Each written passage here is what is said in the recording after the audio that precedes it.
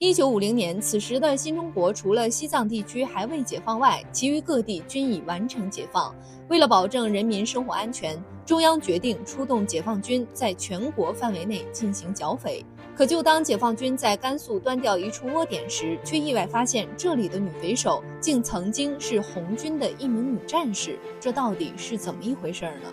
这位女匪首名叫吴珍子，1922年出生在四川的一个贫苦家庭。由于很小的时候就被父母卖作童养媳，日子过得很是艰苦。当后来得知红军来四川后，长大后的她立刻就决定成为一名红军战士。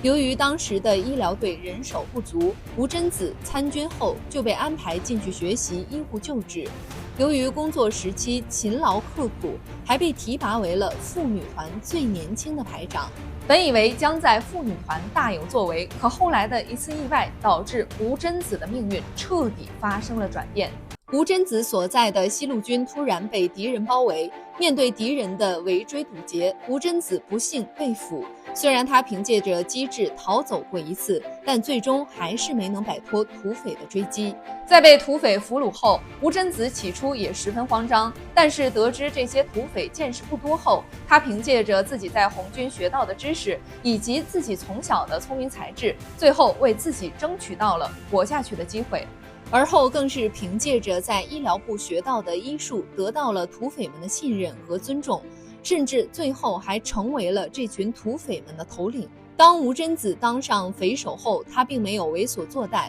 反而在他的带领下，这些土匪开始跟着他学习医术，游走在附近村落里，帮助治疗那些受苦的群众，以至于当地人都尊称吴珍子为神医。而吴珍子虽然落草为寇，但他却十分挂念组织，以至于后来他做出了一个令人意外的举动。1950年，解放军在甘肃抓到一女匪首，结果却发现她曾是红军的一员。虽然这些土匪在吴珍子的带领下有所改变，但他却十分郁闷，因为在他的想法中，改变这些匪首只是顺势而为，联系上组织继续革命才是他的主要目标。可因为大部队此时已经离开了此地，而当地的消息十分闭塞，再加上当时处于围剿时期，是不能公开打听红军消息的，以至于他一直被困此处，始终无法得到组织的消息。每当午夜梦回时，想起自己曾跟部队参加过革命，就会让他兴奋得夜不能寐。